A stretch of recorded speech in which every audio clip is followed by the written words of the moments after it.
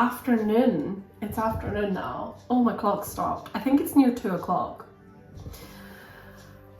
It is the 27th of December. Yesterday I had a really chill day with my parents. We relaxed for a bit, then we went a walk. It was so cold and the air was crisp, and we were down by the beach so we could smell the sea air, so that was really, really lovely. And then we came back and we had sort of like Christmas dinner part 2, because there's only 3 of us. There's always loads of leftovers, so we just make it into a second dinner. So I was doing some of the cooking for that, and we sat down and we had our dinner, and then just had a really chilled night, just watching TV and just, yes, I hear you. So they went away this morning, so it's a weird feeling now being back to just on my own, being solo once more. And that's basically the festivities over with. I mean, we still have the new year, but I'll be spending that at work. But it's so weird to be thinking like, that's it, the run up to Christmas, and then it's all over within a day. And that's it for another year. And who knows what next Christmas could be like. 2026. Feels so far away, but this Christmas felt so far away. Last Christmas doesn't feel like that long ago. So over the past few days, I've been reading Murder at Maybridge Castle. I finished it this morning, and I think I'm only going to give it 3 stars, mainly because it was quite a cozy mystery, but I would almost say there wasn't that much of a mystery, to be perfectly honest. It was all kind of, I don't even know how to explain this. So a group of people have all been summoned together to Maybridge Castle, and on the very first night, someone dies, and it's sort of just ignored. I could do a full review on this book, but I don't think I will.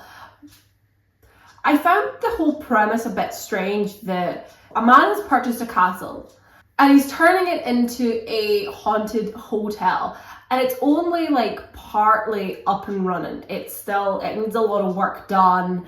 It's in a bit of like disrepair, and he invites a bunch of guests to stay close to Christmas. Amongst them are a doctor and his new wife, tarot readers, a journalist, an elderly amateur sleuth and her cat. But by the time the first sherries have been drunk, a person will be dead, as an innocent game of murder in the dark turns into a real game of life and death. Someone has changed the rules, but who?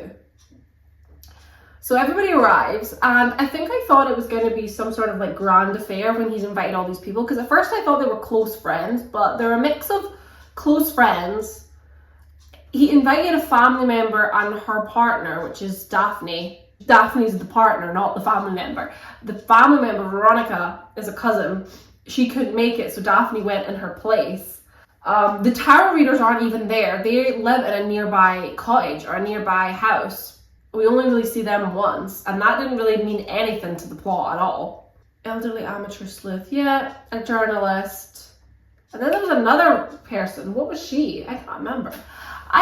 Already, but it just felt a little bit, I thought he was inviting them all here to this grand affair to be like, you are the first guests at the haunted hotel, like what will you see? I thought he was gonna have full on like entertainment stuff happening. The tarot readers and the seances were gonna happen in the castle. They didn't. They went to this person's house to do it, so that made no sense. The very first night they played, before they even had dinner, he was like, let's play murder in the dark. Right, a bunch of grown people running around in the dark pretending to kill each other. And then very quickly they do a practice test. They do a practice in the drawing room, which Daphne freaks out over because she thinks someone's hurt themselves, but actually it was somebody murdering somebody like as part of the game. And then they're like, let's go out into the open. And I'm like, okay. So they run riot in the whole house, and then someone is killed or someone dies. And Daphne immediately thinks, I think this person's been murdered. They'd fallen down the stairs, but Daphne thinks that they were clonked over the head first, and that caused them to fall down the stairs. The police come, no one actually sees any of the police officers. Everything's kind of swept under the rug. They're like, the police said it was an accident and took the body away with them. So that was fine. And Daphne's a bit like, that's not right. Daphne is an investigative journalist now. She was an agony aunt columnist in the first book, but now she's an investigative journalist. But everything just gets ignored. This is all pushed under the rug.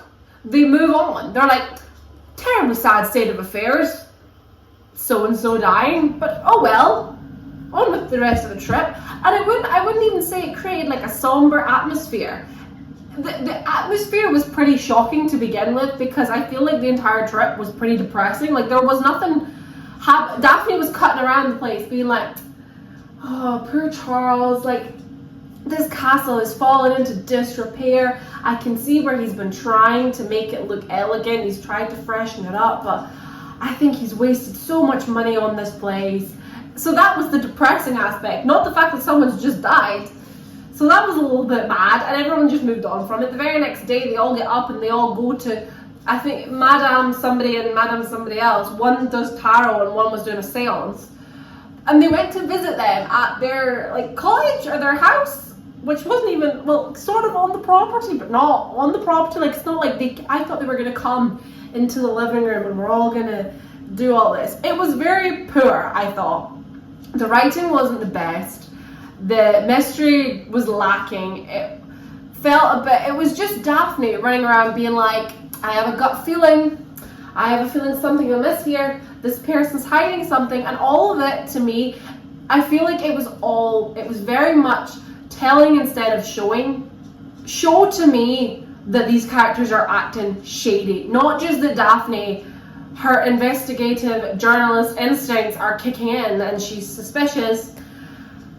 The only reason Daphne knows that something's amiss is because the author knows. I've said this before. Sometimes with books, I find that the main character knows things or says things, and the only reason they could possibly have to make this assumption is because it's the author telling them, because the author knows. The author knows what they're trying to tell us or what they're trying to convey or what they see, but they don't do it in a way that it's storytelling. It's more of like Daphne was suspicious of this person because they have something to hide, and I know they have something to hide because I came up with the story. You get me? Everybody moved on from the fact that someone literally died. Everyone was acting a bit suspicious about it, which as they do, for no reason whatsoever. And then it all just moved on and they were all doing their own things. And I'm like, this invitation to come and stay at the hotel was not glamorous in the slightest. Like, why did Charles invite all these people? These like people who have like debunked haunted hotels or haunted places in the past. As if to be all, come see this wondrous hotel and you will see the ghosts for yourself. No! There was none of this. There was no glamour to this trip whatsoever. The mystery itself, I kind of guessed to, because there's a couple of characters acting a little bit shady, and the overall end game was so daft because someone else acted like that's the reason why I brought you here. I thought Charles sent out the invite. It made no sense. It was a little bit bonkers. It was a bit silly. I gave it 3 stars only because it was one of those like straightforward books that you can just start. You could read this in one sit, and it was only 296 pages. You could sit and read it in one go and just get through it. I just felt that it was a little bit, it wasn't great. I read 2 other books by this author. I actually think a couple of them were slightly better. The other 2 were better than this one. This one was not. The actual story itself, I think in the other 2 books, I didn't enjoy the writing as much. And this one, the writing's not too bad. It's maybe the strongest of the 3. But it was the characters and just the story itself. I think I didn't get what I was promised. And the characters and the way that they acted was just a little bit silly to me. So I gave it 3 stars. It's okay. I won't tell you any spoilers about what happened in the book, but Murder at Maybridge Castle, yeah. Doing this murder was my Christmas spirit, because what the hell? It was not great. It was okay. I hate bashing books. I really do. I do it a lot. I'm very hateful. I hate that I bash books, but I also can't help it because I know what I like and I like what I know. And this was not it. So lovely. I don't know what I'm doing with myself now for the rest of today. I need to go to the shop and I need to get milk. But also, I kind of want to, I mean, I need to catch up on Vlogmas as well, but I kind of want to keep doing some reading because I've now officially read 25 books this year. Thank you guys, thanks so much. Yep, I know it was hard, we made it, we're almost there guys, only 25 more to go, and 4 days to do it. I am pleased that I'm at least made it halfway to my reading goal, which was 50 books. I've made it halfway at least, that's something. So I'm hoping to just try and get as close to that as possible. I only have 4 days to go, and I mean, I'm at work for the rest of them. After tomorrow, or after today, I mean, I'm working tomorrow night, I'm working Monday night, I'm working Tuesday night, I'm working all day Wednesday, and then that's it over. The year is done, time to start fresh. So I'm not that optimistic I'll get that much done. I also need to do my Vlogmas stuff and try and get caught up with that, because I would like to get most of them posted before the new year. But yes, so at least I've read another book and I've officially made it to 25. So woohoo! Now I need to decide what I'm doing, because I think I need to go, like, do I go to the shop tomorrow? I think I should go today. I feel like I should go today. Do I need to go? I think I could cheese it and go tomorrow. But it just depends on whether or not I want a cup of tea, because I have no milk.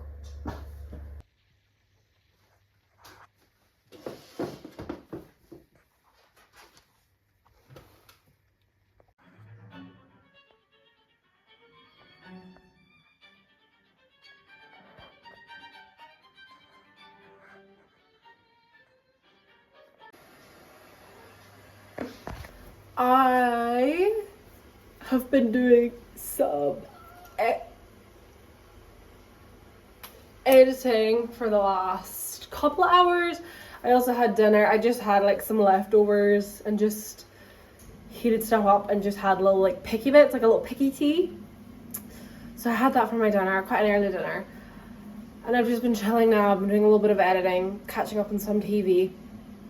I started watching the first Knives Out movie. I've not seen any of them. I think I know the main spoiler from the very first movie, which is a bit of a bummer. But why were you in there? There's nothing there. But I've kind of, because I think there's a third one just out, and I've seen it on my TikTok, so I kind of want to watch them. So I've put on the first one, but I've only watched the first like 15 minutes because I'm really in the mood to go for a bath. I feel like a nice little relaxing bath to just unwind throughout the festivities before going back to work tomorrow. A nice relaxing hot bubble bath.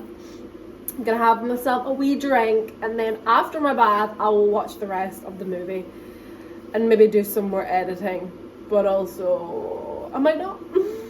I'm still 10 days behind, but oh well.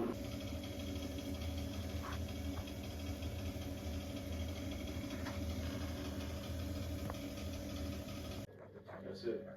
Alright. Everyone's stories matched. Every moment accounted for.